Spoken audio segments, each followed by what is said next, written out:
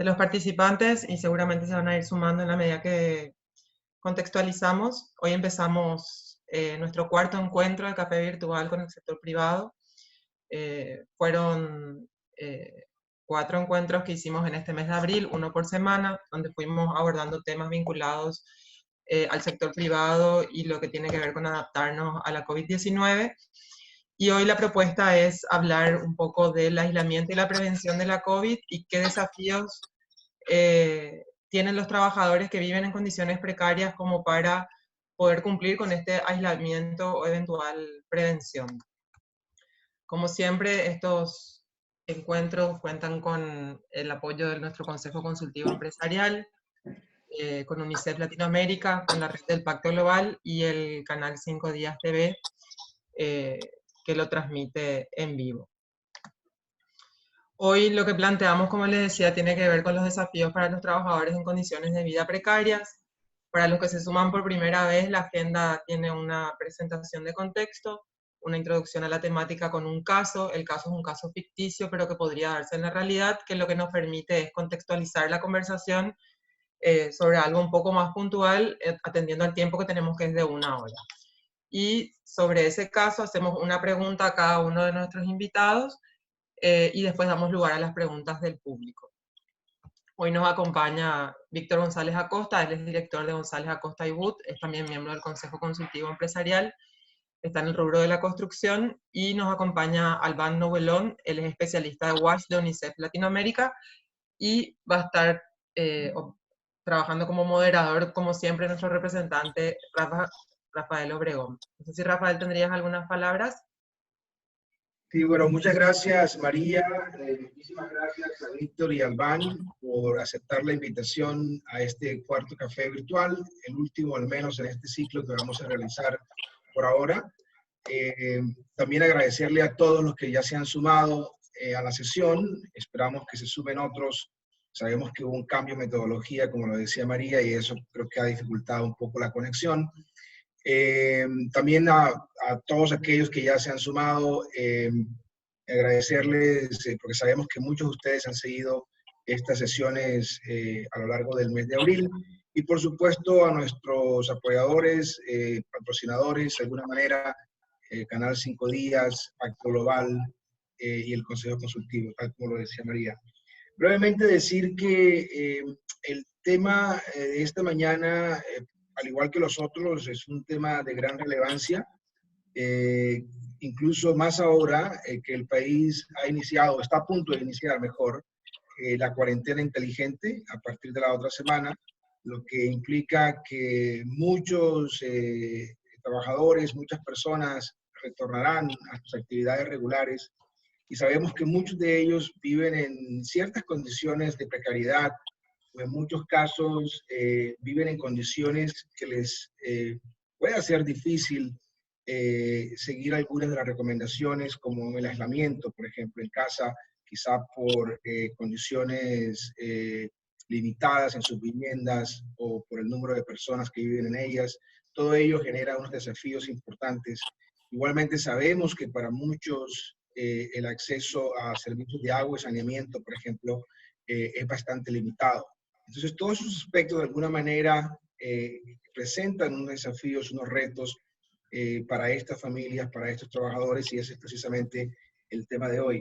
Y como ya lo decía María, contar con Víctor y con Albán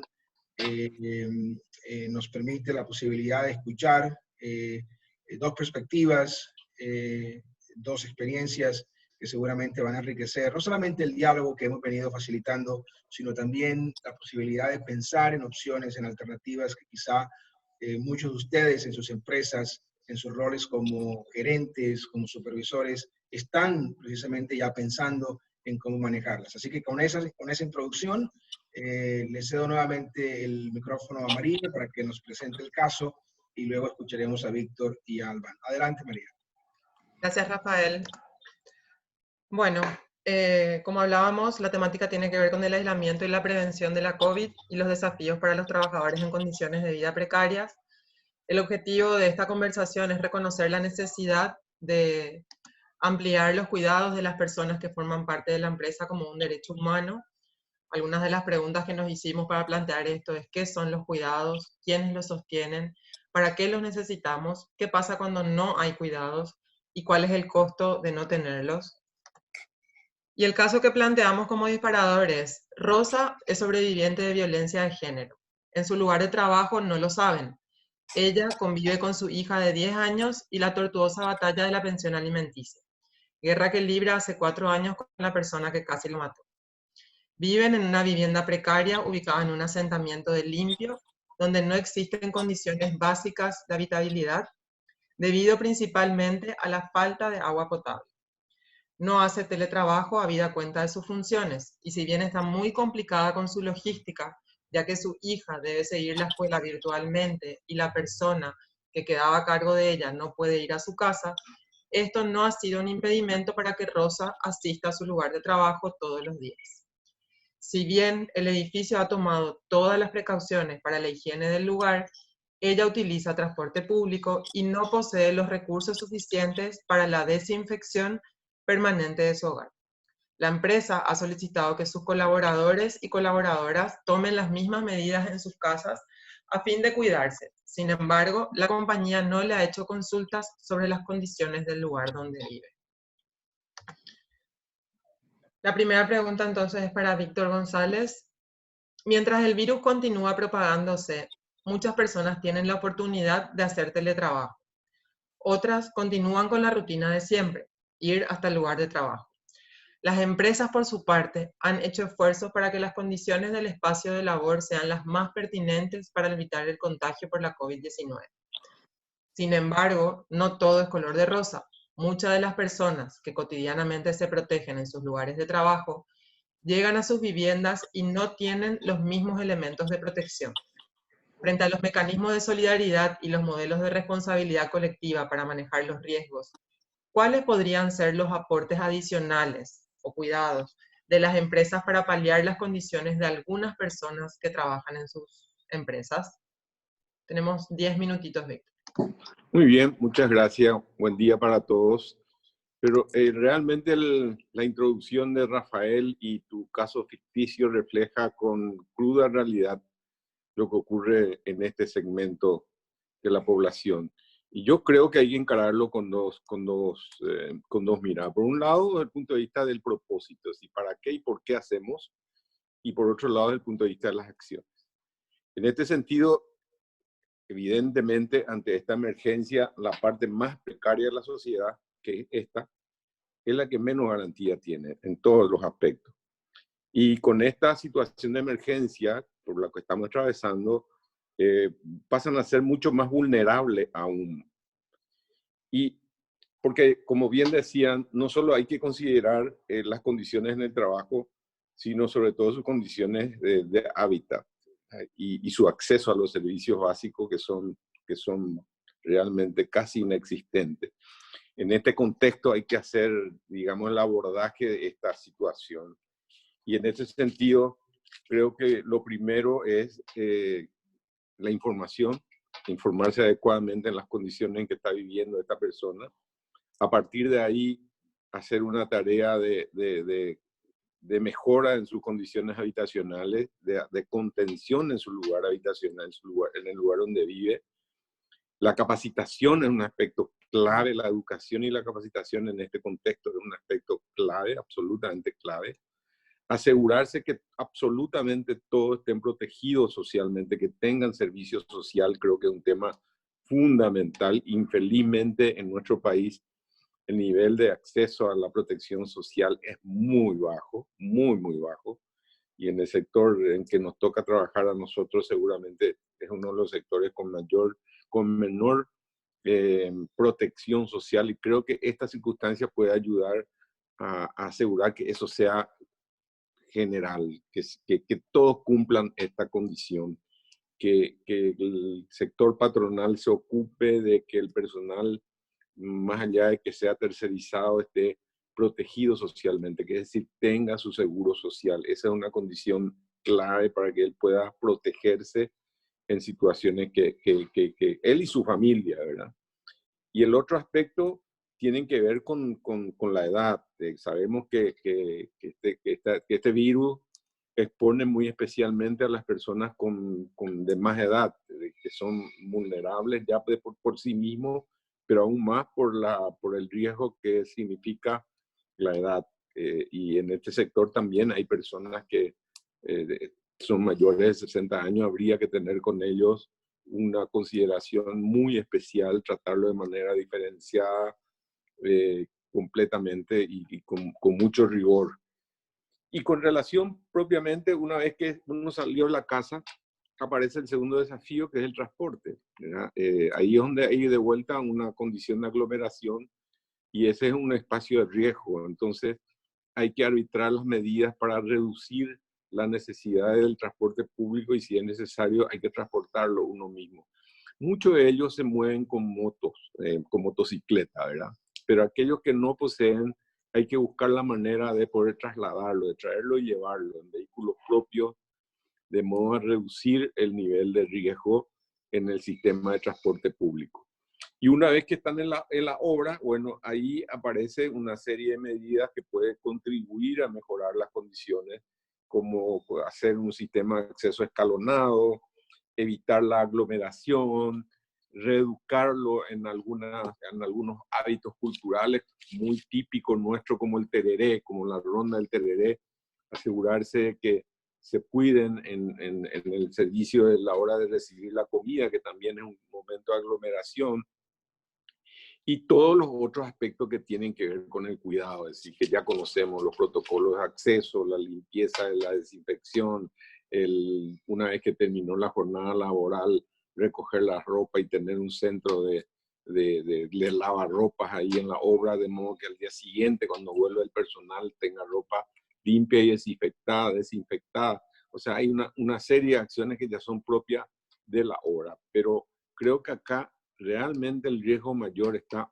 fuera de la obra, porque dentro de la obra uno puede establecer protocolos muy rigurosos, con un buen control, con mucho rigor, y estoy seguro que se va a cumplir, ¿verdad? Y generalmente no hay una aglomeración, excepto en el momento de comer, porque en un edificio de 10 pisos que ocupa 70 personas, se dividen en 10 pisos, un promedio de 7 o 8 personas, o sea, no es tan difícil controlar eso.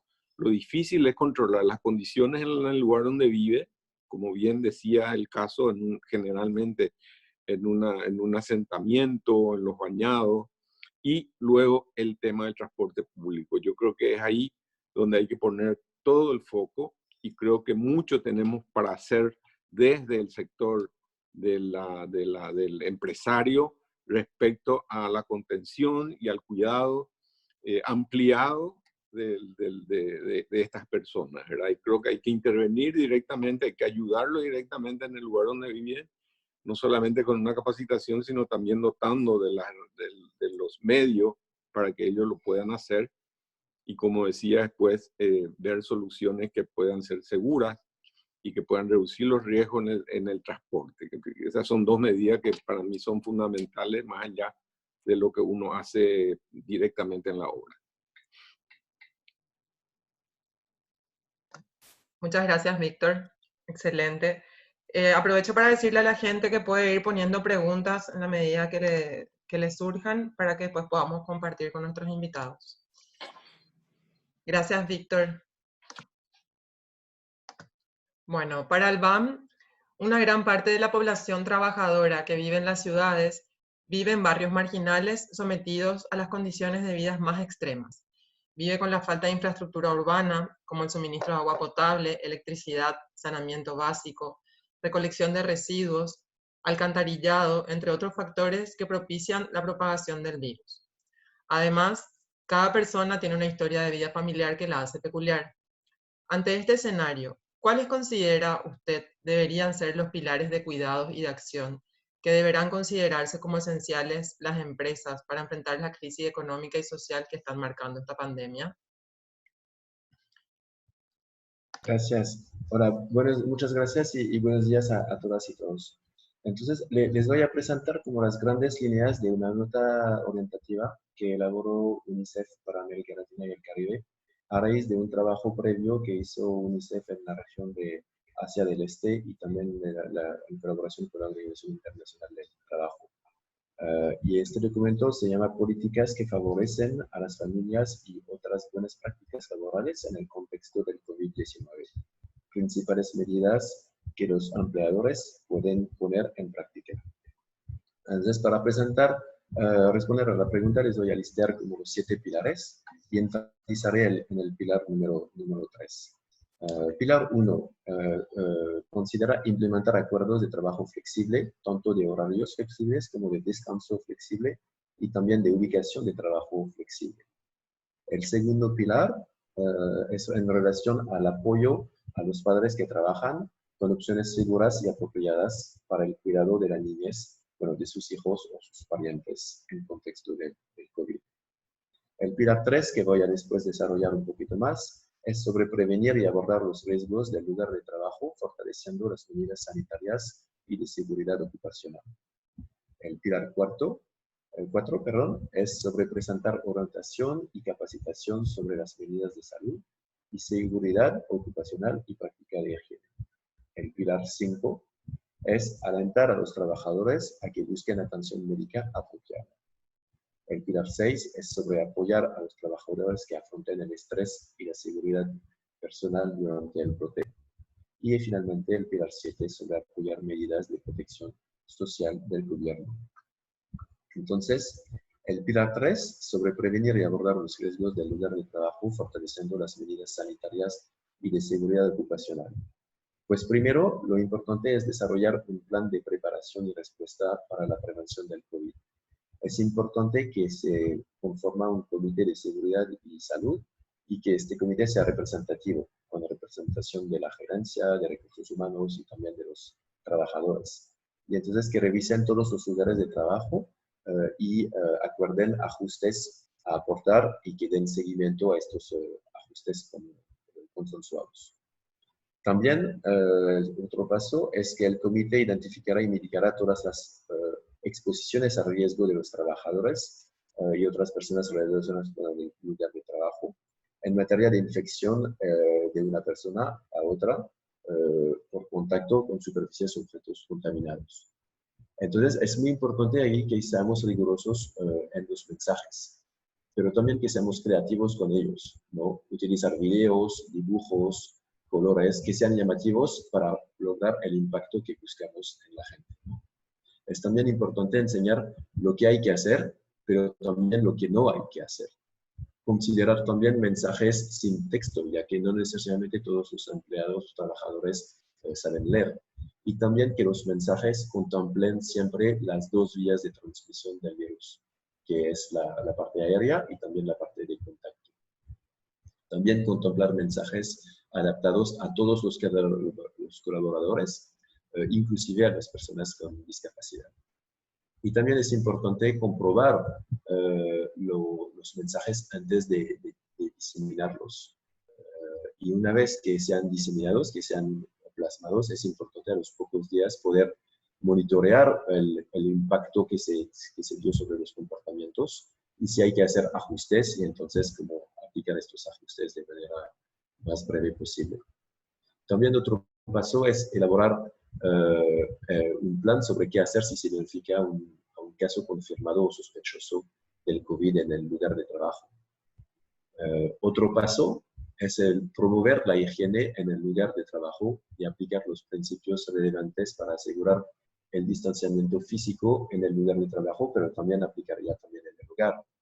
Obviamente, pues el aplicar el uso de mascarillas es un paso importante, pero en relación al distanciamiento físico, que de 1 metro, a veces como hasta 2 metros, como según ciertos lugares, pero lo más importante es que de una sola vez, al final, todas las infraestructuras favorecen este metro de distancia. Por ejemplo, en los baños, pues que los mismos grifos de agua estén a 1 metro de distancia.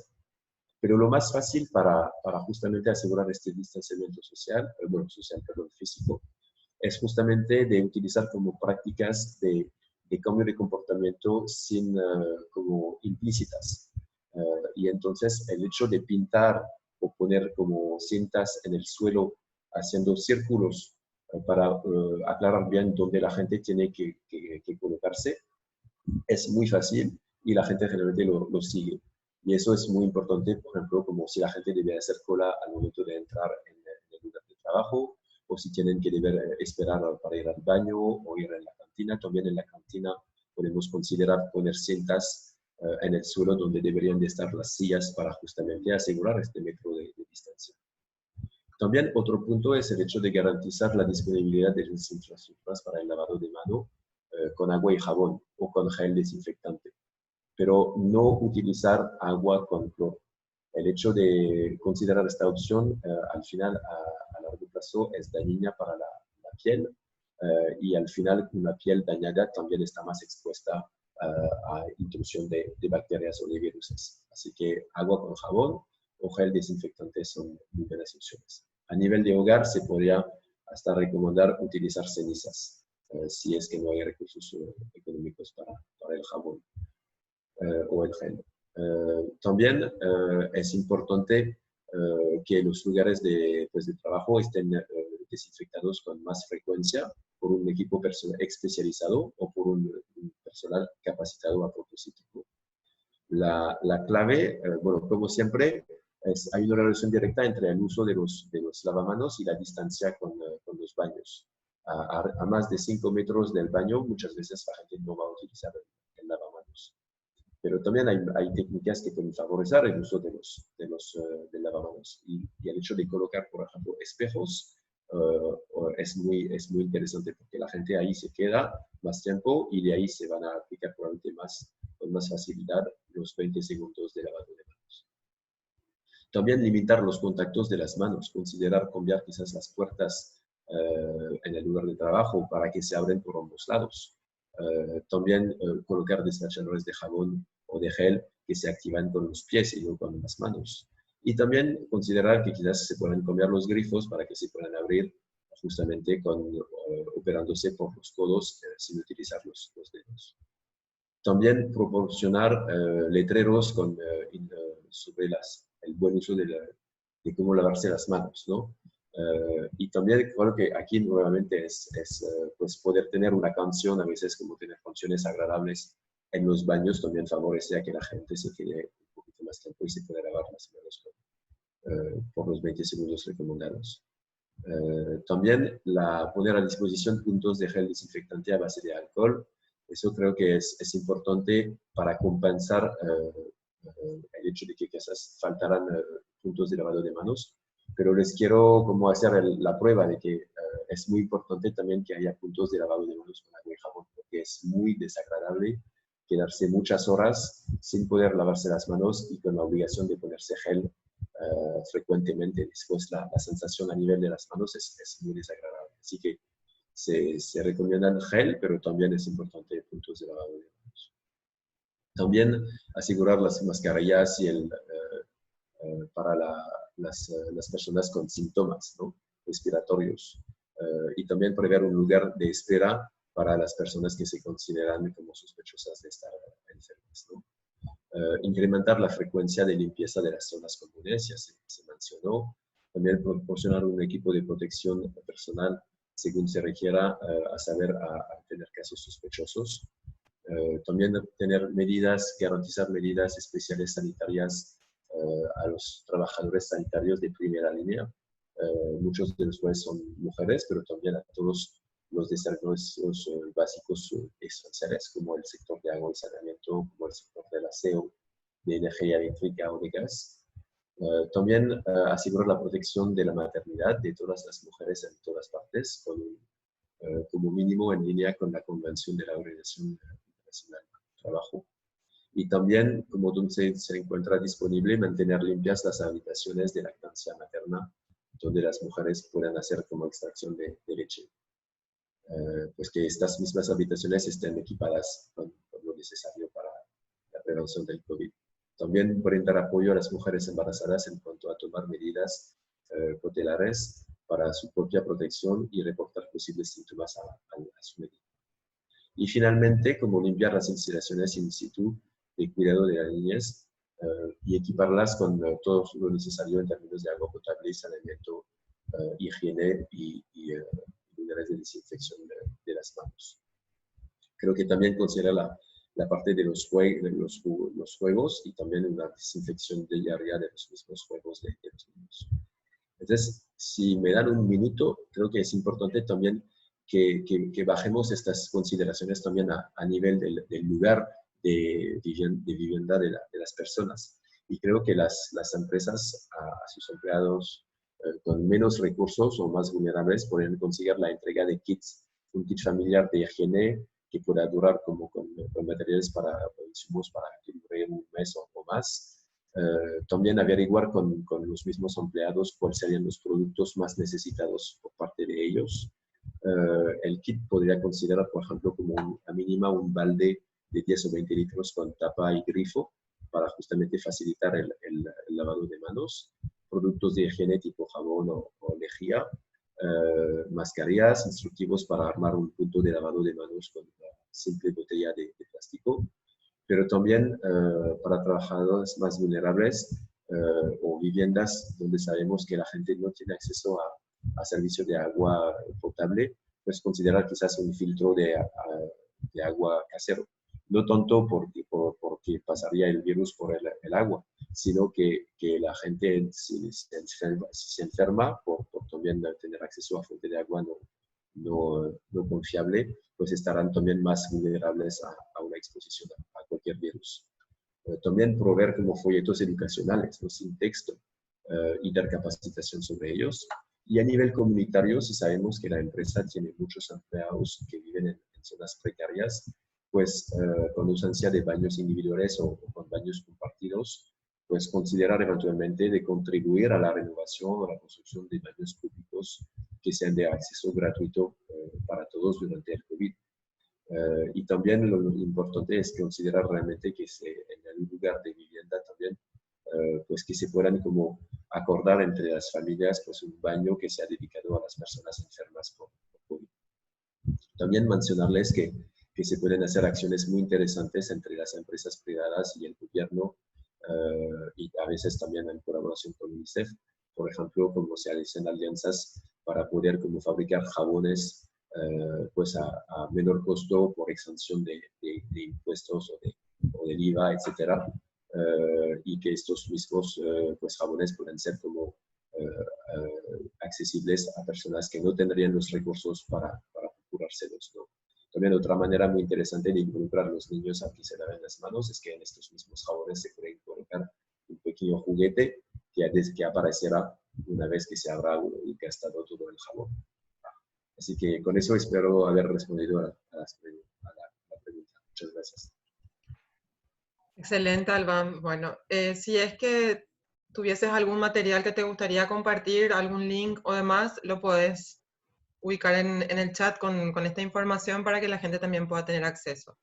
Quedan entonces ahora en manos de Rafael, que va a iniciar algunas preguntas, y a los que quieran hacer alguna pregunta a alguno de los invitados o alguna pregunta general o compartir alguna reflexión o reacción, lo pueden hacer en donde dice Question and Answers, que es como un chat. Ahí pueden escribir sus preguntas para que podamos compartirlas. Muchísimas gracias.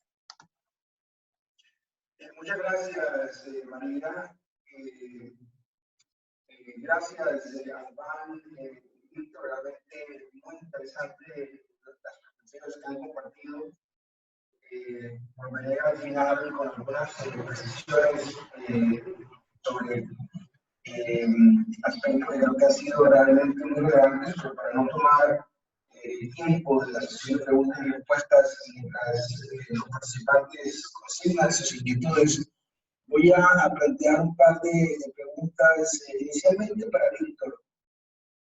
Víctor, digamos que en este tipo de situaciones, quizá una de las preguntas que los empresarios podrían hacerse, o las preocupaciones, podría ser que este tipo de medidas puede significar un costo adicional, puede significar inversiones adicionales. Revisaba un poco la literatura en este tema, y evidentemente el costo-beneficio para la empresa resulta muy valioso, es muy favorable al empresario, pero me gustaría conocer tu opinión sobre este tema. Después de tu reflexión sobre la preocupación que algunos empresarios tengan en términos del costo adicional que esto representa versus el beneficio que van a obtener. Y la segunda pregunta, de vuelta a la observación que hizo Albán sobre alianzas, ¿cuál es su reflexión sobre posibles alianzas que el sector privado para podría establecer precisamente para responder a estos desafíos? Adelante, Víctor.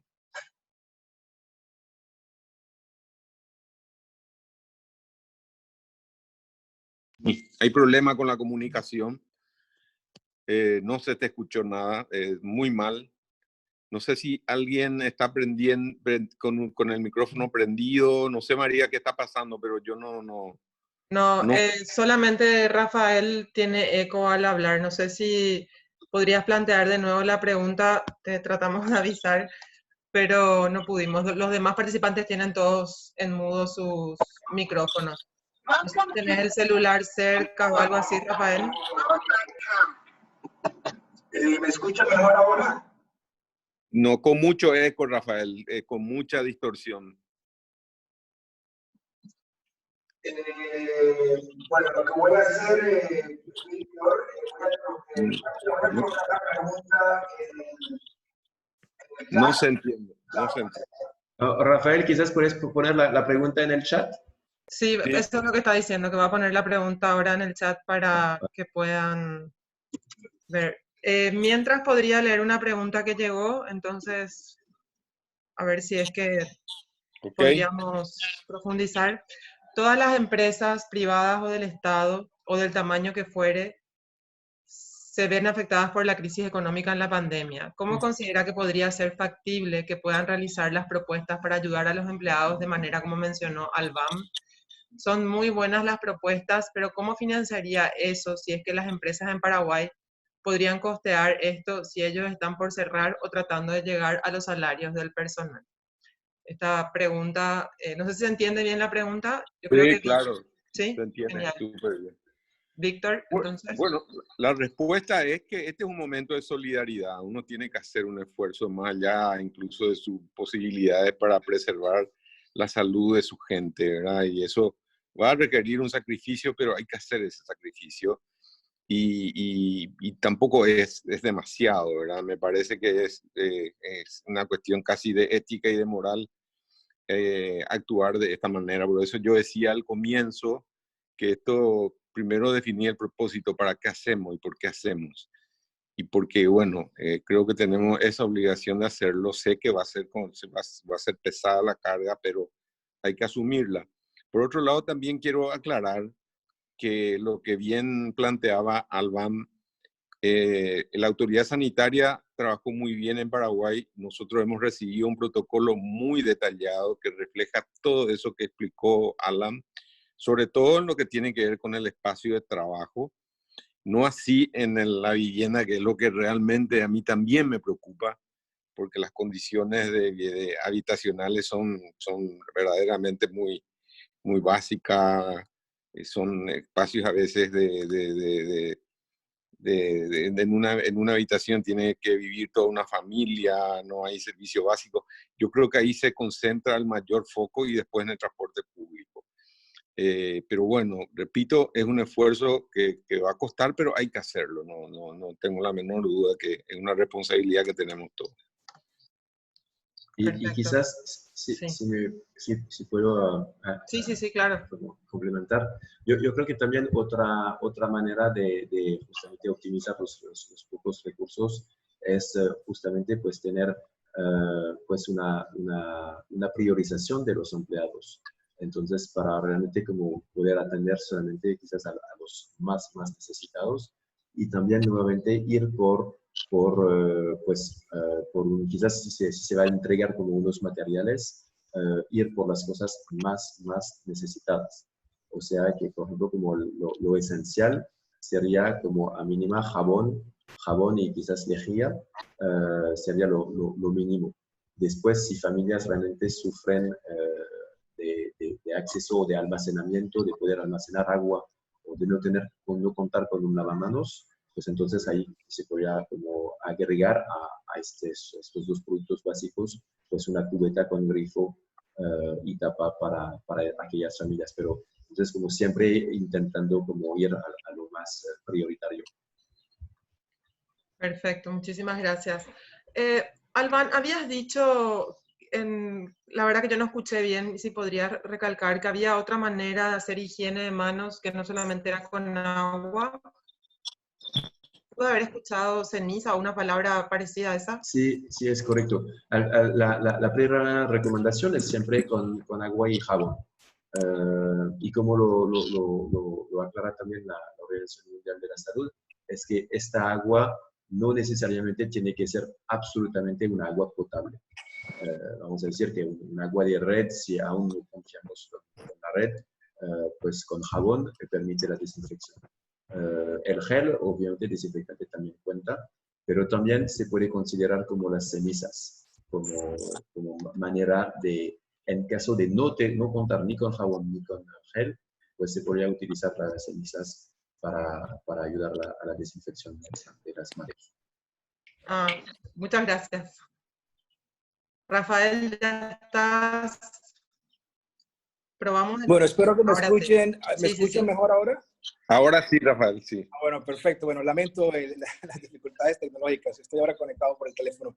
Bueno, creo que la primera pregunta que le había formulado a Víctor ya estaba relacionada con lo que María planteó en términos del costo-beneficio y de la importancia de hacerlo a pesar del que puede ser un costo adicional percibido. Entonces, eso está cubierto. Tenemos una pregunta igualmente, yo creo que la pueden responder ambos. Focalizamos mucho en las normas de bioseguridad en el lugar de trabajo. Sin embargo, debe incorporarse dentro de dichas medidas la necesidad del debido conocimiento de las condiciones habitacionales de cada empleado, promoviendo el empleador un censo de identificación y diagnóstico de cada lugar habitacional de los trabajadores contratados y verificar en qué medida el empleador podría ayudar a paliar la carencia de elementos de bioseguridad en dichos hogares. Víctor, esta pregunta, especialmente para los empresarios en el Paraguay, ¿qué tan viable la ves? ¿Cómo se podría avanzar en esto? Yo creo que hay conciencia, Rafael, de que el problema no se agota en el espacio del trabajo, que por eso hablaba yo de que el foco principal debe estar puesto en su lugar, en el lugar donde vive, porque ahí es donde tiene mayor vulnerabilidad y mayor riesgo. Y creo que eso se aborda no solamente con la provisión de equipos, sino sobre todo con la educación. Este va a ser un tiempo que va a requerir de todos un gran esfuerzo en la educación. Si hasta hoy, para no salir a la calle, nos pusieron batallones de la policía y del ejército, ahora que la gente va a salir, la herramienta que tenemos a mano es la educación, la capacitación. No tenemos que cansar de mostrarle a la gente los riesgos, de alertarle a la gente sobre los riesgos y darle el soporte que necesita cuando no la tiene.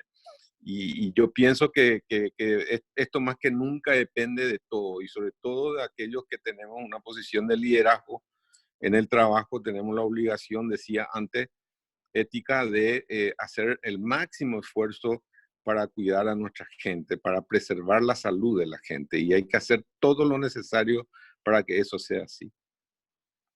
Gracias, Víctor. Albán, con respecto a la misma pregunta y la herramienta que señalabas al inicio de tu presentación, incluye algunas herramientas, algunos ejemplos de cómo hacer este tipo de diagnóstico con trabajadores en términos de las condiciones en que viven y el acceso a ciertos recursos básicos para poder cumplir con estas normas.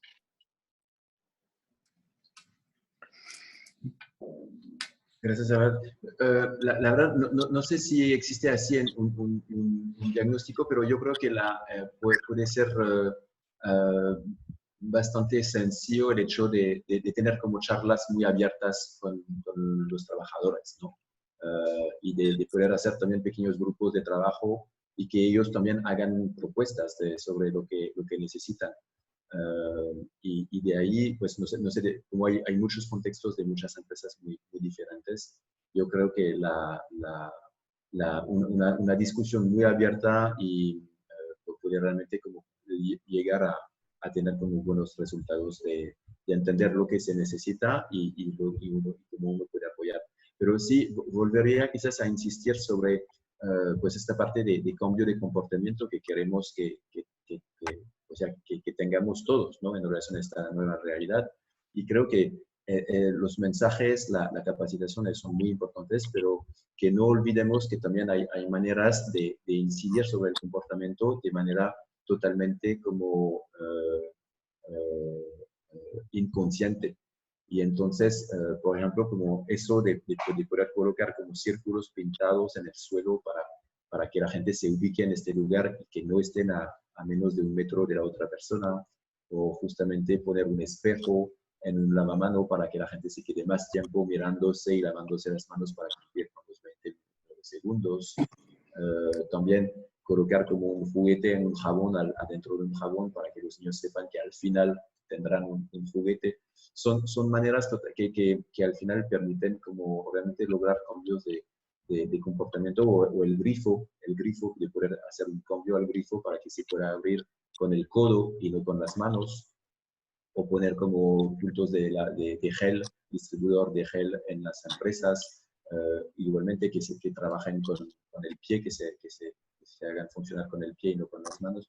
Yo creo que todas estas cosas al final ayudan muchísimo a facilitar el cambio de comportamiento y de hábito y aumentar las prácticas.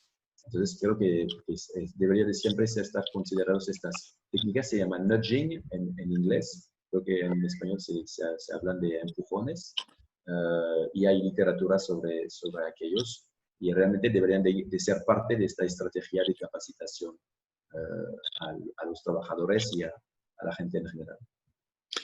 Rafael, ¿me permitís agregar algo?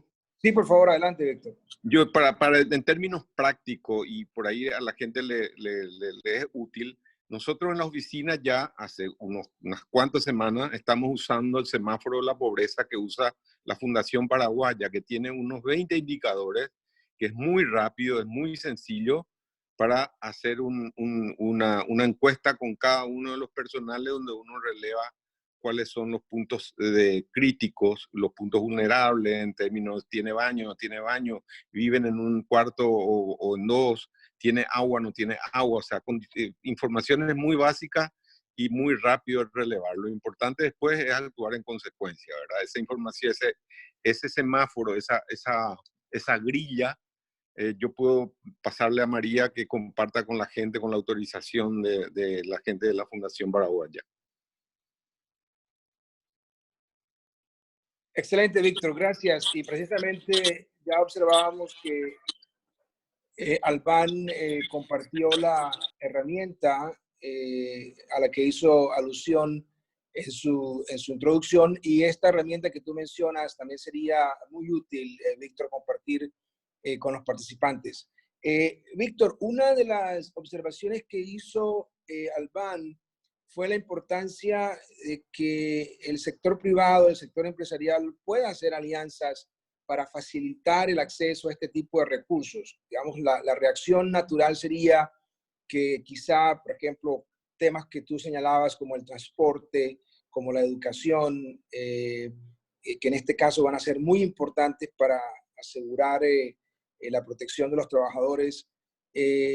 ¿Qué se está haciendo o qué podría hacerse en términos de ese tipo de alianzas en el sector empresarial en el país, precisamente para que muchas empresas, por un lado, puedan sumarse a este esfuerzo de manera conjunta, pero también pueden reducir los costos, por ejemplo, que podría implicar para algunas de ellas?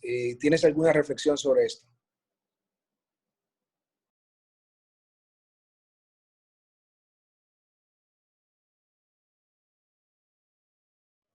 Tienes que abrir tu micrófono, Víctor. Parece que está cerrado.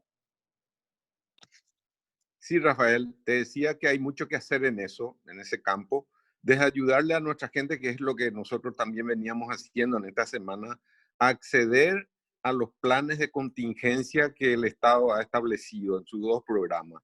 porque estas personas son a las que está dirigida estos dos programas de Puitibo y Ñangareco. Es ayudarle, porque muchas veces por falta de información o por falta de herramientas la gente no accede, o porque no tiene un celular, o porque no tiene chip, porque no tiene a veces cosas que parecen un detalle, pero para la gente es crucial. Lo primero es que puedan ser parte de este colectivo, que a quienes les llega los planes de contingencia que tiene el Estado, primero. Segundo, un trabajo muy coordinado con en este caso nuestro, el Instituto de Previsión Social, en el tema de la contención y la rápida evacuación de los casos que puedan tener, que están en situación de riesgo, que haya alguna sospecha. Ahí hay un trabajo muy cercano con el sector público. Y en tercer lugar, por ejemplo, una vez que uno termina el semáforo de la pobreza, a veces es sencillamente acordar con la institución responsable de eso, que a veces es el SAN, o a veces es SAP, o a veces es el sistema sanitario del municipio, del gobierno local, para generar estas condiciones en el lugar donde vive, que ya es más, que va más allá incluso de la vivienda, sino que llevar agua a ese asentamiento, por ejemplo, es una medida que uno puede hacer y puede gestionar y puede incidir en esa política pública de ese gobierno local para que esto pueda ocurrir. Por eso es que esta información que se releva con el semáforo de la pobreza es muy útil para que uno después pueda articular acciones con los sectores que son responsables de cada una de esas áreas. Y en el sistema de transporte es privado con privado. Nosotros estamos conversando con las compañías que tienen ya transporte, para generar transportes exclusivos para nuestro equipo de gente. O sea, yo pienso que hay mucho que hacer ahí y son muchas oportunidades que tenemos para abordar de manera conjunta esta demanda, esta necesidad. Muchas gracias, Víctor. Una última pregunta para Albán y luego vamos cerrando. Albán, tú hiciste referencia a varios aspectos de gran relevancia, sobre todo para el trabajo que UNICEF realiza en términos de las salas de lactancia, en términos del acompañamiento a familias, incluyendo niños y niñas. ¿Podrías elaborar un poco más en términos de lo que la herramienta recomienda sobre el apoyo más diferenciado, por ejemplo, para mujeres en este caso, ¿no? Que quizá, por supuesto, muchas de las observaciones que hiciste aplican tanto a hombres como a mujeres, pero hay algunas que las empresas deberían tener en cuenta de forma particular para las mujeres. Gracias, Rafael.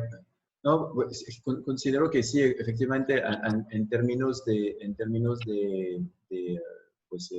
agua, saneamiento y higiene, en general, pues ya hay consideraciones siempre más específicas para las mujeres, especialmente para que puedan como también hacer toda la gestión de la higiene menstrual, tanto en el lugar de trabajo como a nivel de casa. Creo que son temas como poder tener como a disposición como lugares para desechar los materiales, poder tener como lavamanos, a veces hasta dentro de del mismo baño, para que no se sepa pues que están en sus periodos. Son de estas como consideraciones que habría que tomar. También la lactancia, sabemos que no siempre hay como un lugar para una habitación para lactancia materna. Entonces, dependiendo también de pues, que los empleadores pues, consideran esta posibilidad de poder tener esto, sabiendo que UNICEF recomienda como lactancia materna durante los primeros 6 meses de vida del bebé. Entonces, pues que haya facilidades, obviamente, para eso. Y también, pues, tenemos, obviamente, como varias otras guías, también recomendaciones sobre justamente cómo hacer, diferenciar las necesidades en términos de lo que serían baños públicos, baños comunitarios o duchas comunitarias, justamente lugares donde los padres puedan como ir a cambiar a los niños, a los bebés, también son consideraciones importantes. No sé si todo este material está disponible en español. Ahorita pues les pasaré como por lo menos un vínculo o dos e intentaré buscar como que sean en español. Lo que también quería, quizás para terminar, como un punto muy importante es que hoy en día lo que pasa es que todos los operadores de agua y saneamiento se ven pues, en consideraciones financieras muy precarias, porque hoy en día la gente no está pagando sus facturas por decisión del gobierno, lo cual está muy bien. El problema es que del otro lado también sería importante que el gobierno considere también plazos para que los mismos operadores de agua, las comunidades, las juntas de agua, puedan también pagar sus facturas de luz con plazos diferidos. Porque si no nos vamos rápidamente a encontrar en muchos lugares con operadores grandes o chiquitos que no van a tener más servicio de agua por no poder como cancelar sus facturas de luz. Así que son medidas que el gobierno también debe de considerar, porque no habría mayor drama que al final comunidades y empresas que se queden literalmente sin servicio de agua. Entonces, asegurar que los operadores tengan estas facilidades de pago para la luz sería fundamental. Muchas gracias, Albán. Bien, entonces para ir cerrando, como hemos hecho en sesiones anteriores, quisiera pedirle tanto a Víctor como a Albán que tomen unos segundos para dejarnos un mensaje de cierre. ¿Cuál sería el mensaje que ustedes compartirían con los participantes en términos de quizá la recomendación más importante que ustedes harían frente a este tema? Arrancamos con Víctor y luego con Albán. Adelante, Víctor. Para mí la palabra es responsabilidad, Rafael.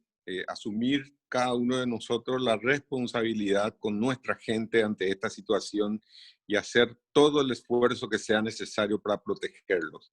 Yo creo que esa es la clave. A partir de ahí surgen todas las acciones posteriormente. Muchas gracias, Víctor. Albán, adelante. De mi parte sería, sí, el diálogo. Yo creo que es fundamental que haya un diálogo muy abierto a nivel de los trabajadores y la gerencia. Y a raíz de él, y siempre probablemente como hasta mejor costo, porque el diálogo también permitiera ir a lo esencial, ¿no? Y asegurar que lo más clave sea alcanzar y para quienes más los necesitan. Así que, muchas gracias. Bien, a ver, voy a tomar quizá un par de minutos para hacer ya algunos comentarios de cierre y luego los agradecimientos para ir cerrando la sesión. Realmente creo que han sido dos presentaciones que se han complementado muy bien. Creo que la perspectiva que nos presentaba Víctor, arrancando con lo que es el recorrido, la trayectoria o la rutina de un día normal, por ejemplo, para un trabajador desde su casa y luego su traslado a la empresa, las actividades que desarrolla, el retorno. Creo que ese ejemplo nos hizo ver casi que de manera muy real el paso a paso y lo que implica para cada uno de ellos esta situación y, por supuesto, el tipo de medidas que las empresas entonces tendrían que implementar para facilitar la protección de cada uno de ellos. Y en particular, todas las observaciones que hacía Víctor en términos de la importancia de la educación, en términos de buscar soluciones muy prácticas a cada una de esas situaciones, creo que nos dio una perspectiva muy clara de lo que habría que hacer, sobre todo a partir de la experiencia local. Y luego la presentación de Albán destacando estos 7 pilares sobre lo que se podría hacer, y especialmente, Albán, agradecemos esa serie de recomendaciones muy prácticas que hiciste en términos de cómo facilitar el acceso a servicios de agua y saneamiento, pero también cómo mejorar la adquisición o la práctica de algunos de esos comportamientos creo que nos parece, a mí me pareció muy importante y de hecho nos da unas pautas muy valiosas para el apoyo que estamos dando al Ministerio de Salud y a otras instituciones en la promoción de estas prácticas. Así que realmente muy valioso. Pero en términos generales, ese documento plantea una serie de recomendaciones que aplican tanto al gobierno como al sector empresarial, como a la comunidad misma. Así que es un recurso muy valioso.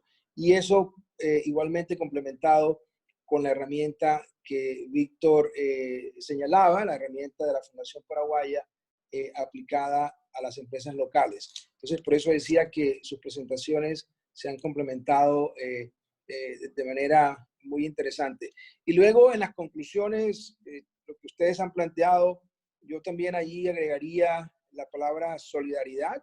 Yo creo que hay, por supuesto, unos beneficios muy importantes en términos de la salud de los trabajadores, especialmente los que viven en condiciones precarias o que tienen limitaciones de diferente índole, pero también hay unos beneficios económicos, tanto para las empresas como para el país, para las familias. Y por supuesto, también puede contribuir a la cohesión social, que en este momento es supremamente importante en términos de cómo el país de manera colectiva responde a este desafío. Pero yo cerraría de nuevo todo esto y retomando las palabras de Víctor con el término solidaridad. Yo creo que las respuestas técnicas, las respuestas económicas, las medidas para asegurar la salud, todo ello, si se da en un marco de solidaridad, lo hace más viable. Yo creo que allí, en el caso del sector empresarial y en línea con lo que señalaba Víctor, creo que es fundamental asumir esa mirada muy por encima, y aunque suene muy difícil, muy por encima en algunos casos de la parte económica, ¿no? Entonces yo creo que como ya se ha dicho en muchas ocasiones, estamos en una situación sin precedentes, donde a veces las medidas técnicas no necesariamente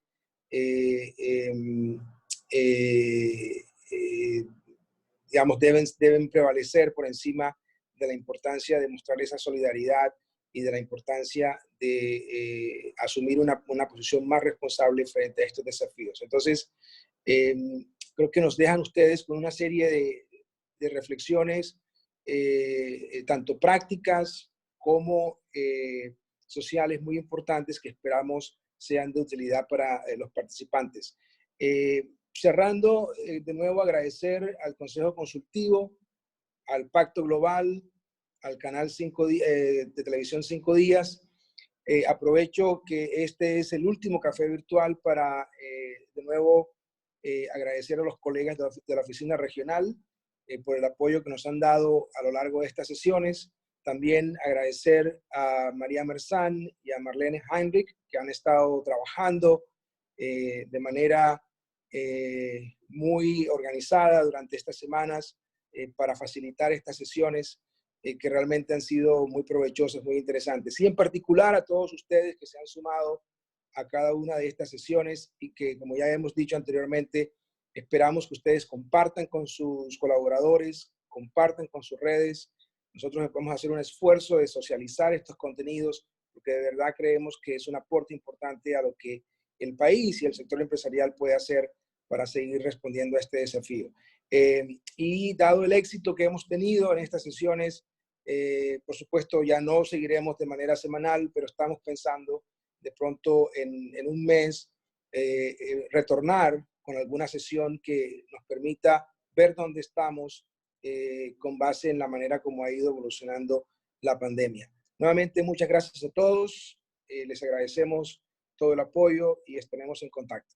Un abrazo a todos. Gracias, Rafael. Gracias, Víctor. Gracias, Albán. Gracias, Víctor. Gracias, Albán. Gracias, hasta luego. Les dejo acá una invitación para mañana, que hay un conversatorio regional también sobre el tema de teletrabajo de adaptación con relación al tema de la COVID-19. Tienen ahí el link para poder inscribirse y va a estar muy interesante porque participan empresarios de diferentes partes de la región, entonces cualquier persona que quiera participar lo puede hacer, solo tienen que acceder al link que está ahí y cualquier cosa también pueden escribirnos al correo en donde también se inscribieron para la conversación de hoy, para que le podamos facilitar tanto este link como los links que estuvo compartiendo Alban, que les fui pasando en el chat. Muchísimas gracias a todos y que tengan una excelente semana. Muchísimas gracias. Hasta luego, muchísimas gracias.